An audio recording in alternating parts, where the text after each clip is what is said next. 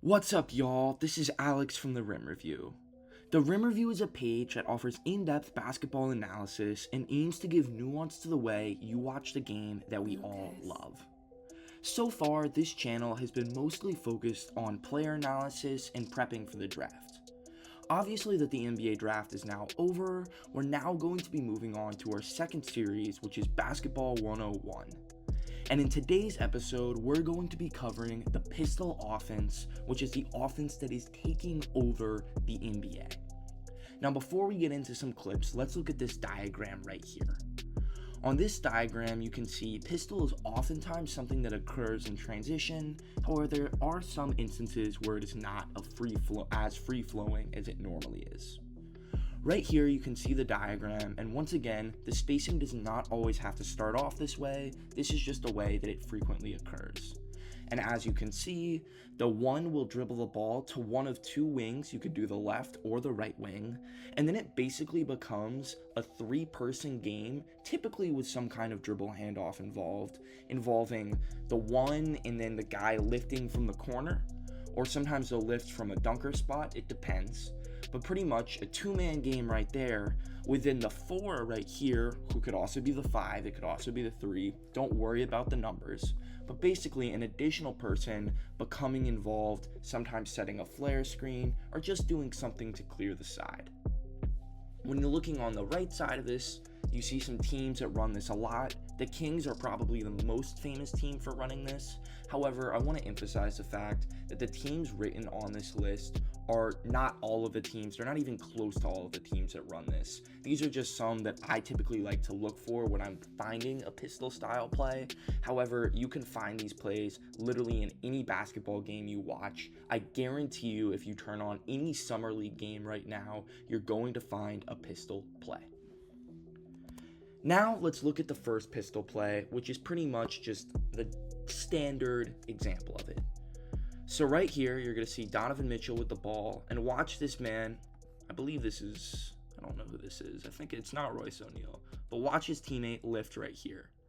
And you see the dribble handoff / pitch occur, and now it's basically three guys all bunched up together on this wing. So you see Donovan Mitchell sets a screen, and now all of a sudden it kind of turns into two ball screens, similarly to a double drag.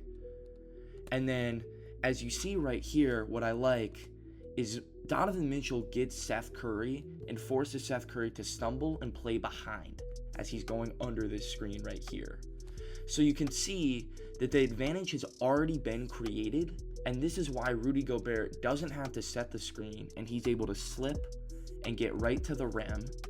And as Rudy Gobert goes down, it forces Embiid to go downhill, and Embiid is unable to provide the protection. And you can look right here. Tobias Harris doesn't know what to do. He doesn't know to go guard Mike Conley or to guard Royce O'Neal. He's not sure. If Embiid steps up right here, it's a lob to Rudy Gobert. If Danny Green comes much further over, like let's say Danny Green tries to step up, all of a sudden you have a skip pass to Bogdanovich. So there's nothing you can really do. And all of this is created because of this bunch right here. Because the second that Seth Curry is taken out of the play, it allows Gobert to take Embiid out of the play. Ben Simmons is moved over here because of Donovan Mitchell, and the play is over. It's an easy layup for Mike Conley. Now we're going to watch another example of pistol, and watch this right here. You see Bryce McGowan setting a screen right here, and then you have Nick Richards, and just look at this trio. When you see this trio, think pistol. And so McGowan really doesn't do much here. He kind of just sets it and then takes himself out of the play. But once again, now we have an empty side. Nobody's in this corner. And then it just turns into another screen. And look at this. Nick Richards isn't able to make contact on Anthony Simons initially, so he twists it. Now he's taken Simons out of the play. And now Portland has to play too. Simons is retreating back, but it's already caused the center to come over. So now we have two on the ball, and look who's wide open. Nick Richards was open if Martin was able to get the pass there. He instead results to a Nash dribble. Once again, continuing to take two guys on the ball. And it's an easy pass for a simple dunk. Now we're going to watch this play, and I'd like to highlight how this is still considered pistol even though there's only 2 guys in the play. Every NBA team typically calls this pistol 5, which is when you give the ball to a big right here, typically kind of extended from the elbow, and they catch the ball and they can either keep it and then the 5 now has to make a read, or it's a quick pitch back. They pitch it back and it's an easy 3. Now why is this 3 so open? I'd like to highlight this interchange right here. So as this 2-man game is occurring, look at the eyes of the defense. They're focused right here. So Cody Martin is going to come down, and then it's followed by Miles Bridges lifting. So this defender right here thinks that his man Miles Bridges is still in the corner. Steph Curry even calls it out, as you see Curry pointing right here. However, the 2-man game right here has caused the defense to be so focused on this action right here that when the lift occurs, Curry thinks he's already called it out. The help side clearly is not paying attention, and look at this 2 defensive spacing right here. The interchange is great, and Miles Bridges is wide open. So once again, this is still considered pistol. Let's watch this pistol 5 action at full speed. It's a wide open 3 and an easy basket. Now we're going to watch another pistol play. So right here, we see Brandon Miller lift up, and then once again, 3 guys involved right here. Now it just becomes, once again, a double drag action, as we have 2 guys setting a screen on the ball, and Brandon Miller gets wide open. Let's watch it at this angle and see what happens. This screen is set, forcing a switch. The defender here is in a deep drop and is unable to really provide much help, so as long as Nick Richards makes contact on the switch, it's an easy mid-range shot in rhythm. Here is another pistol play, which is called by many as pistol flare, and this is kind of another fun angle to see a pistol at. So we're going to see the step-up ball screen occur here, followed by a flare screen set by Clint Capella. So you see the first screen here. Now Clint Capella is setting the flare, and oftentimes if Capella had made contact, this could have been an open 3. As you see, the defender is camped in the paint here. Capella just doesn't do the best job setting the screen, but with a good screening angle, this is a wide open 3. But as soon as the flare doesn't work, you just flow into an empty ball screen, and look at this. It's an easy drive and a dunk.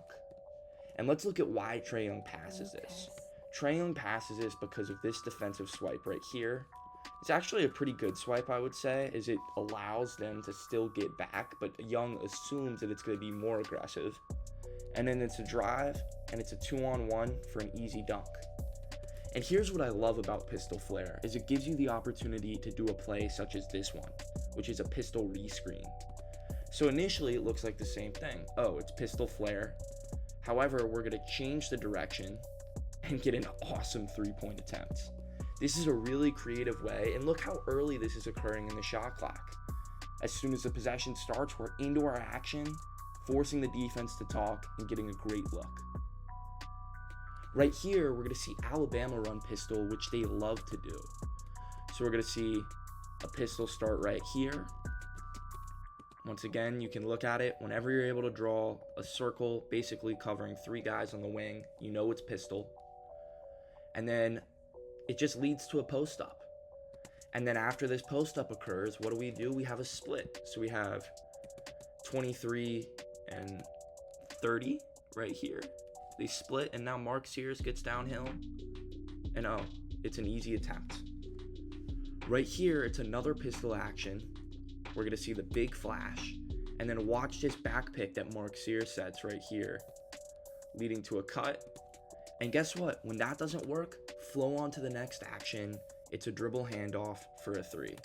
While the 3 doesn't go in, I love the free-flowing opportunity that if the first action doesn't work, go to the second. On this final play, we're going to look at what, in my opinion, is one of my favorite pistol actions. And keep in mind, we've really only covered the basics out of pistol, and there are dozens, if not honestly probably close to 100 other different things you could run out of pistol. This is just kind of the simple 101 pistol concepts, but I really love this play. When looking at this action, we're going to have a pistol get into Spain.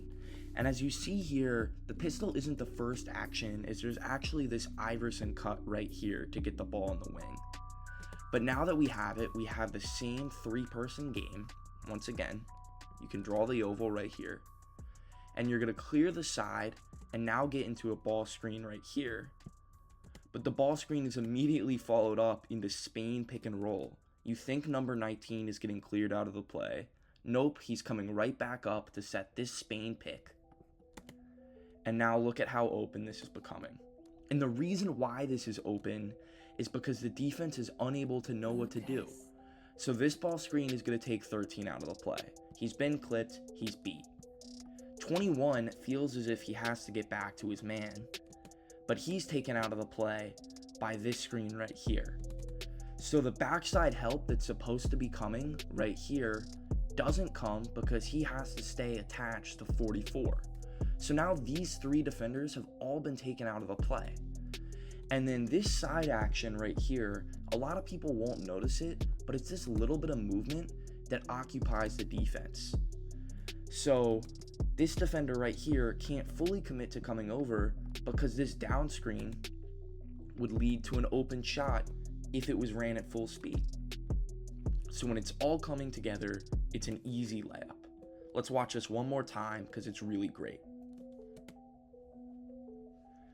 Simple cut here, get the ball on the wing, pistol, you think you're clearing, but oh no, it's a back pick, and it's an easy layup.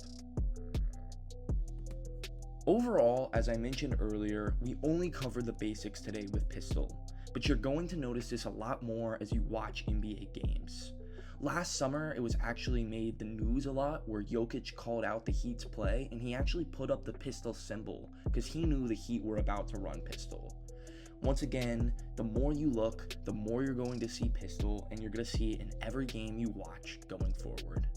If you like these types of basketball X's and O's breakdowns, please leave a comment and a like below. I really appreciate all the support we've been getting recently, and we're going to have more consistent basketball teaching videos coming soon.